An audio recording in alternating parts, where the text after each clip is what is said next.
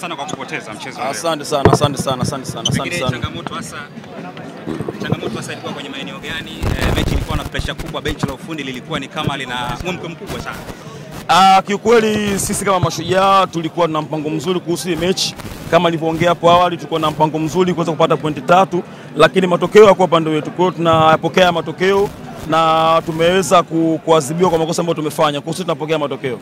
Pengine mbinu kubwa ilikuwa ni kujilinda kuanzia dakika za mwanzoni kabisa. Ilikuwa ndio game plan ama mlikuwa mnalazimishwa? Kujilinda kwenye mpira kupo. Kwa hiyo sisi tuna lengo zuri kwa sababu Simba wana wachezaji ambao ni quality, ambao ukifanya mistake wanakuadhibu na ukiwapa nafasi wanakuadhibu. Kwa hiyo tulikuja na mpango mzuri wa kuweza kuadhibia nafasi ya kuweza kupata nafasi kuja kushambulia, lakini vile vile pia tulipanga mpango mzuri wa kushambulia kwa namna ambavyo wataacha space kuweza kuzishambulia na kuweza kupata goli. Kama ulivyoona kwanza tumepata kwa njia hiyo, lakini vile vile pia niseme wote tumekubali matokeo. Sintofahamu ilikuwa ni kubwa kwenye benchi la ufundi. Pengine kuna kitu ambacho mlikiona kiendi sawa kiwanjani. Mpira ndio ulivyo, unavyoenda situations zinabadilika, kwa unaangalia mwenyewe namna mwalimu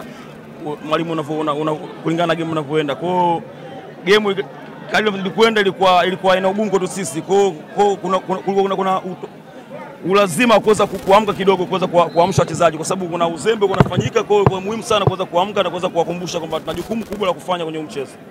Mwalimu, kuna taarifa kama mliahidiwa milioni 100 kushinda, ndio zimeongeza chachu ya ushindani wa mchezo.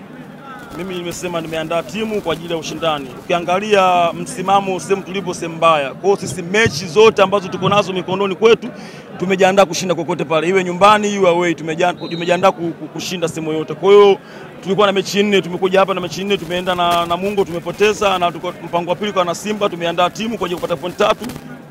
Tumeshindwa kupata point 3. So sasa focus tuko nayo ni mechi ya away nyingine na Kagera. Kwa hiyo sasa hizi akili zote za walimu wachezaji sisi tupo Kagera sasa tunawaza kupata point 3. So sisi tunaandaa timu kwa ajili ya ushindani kupata point 3. Tunazitaka point 3 kwa sababu nafasi iliyopo sio nzuri. Una cha kujutia kwenye mchezo wa leo? Sina cha kujutia. Asante.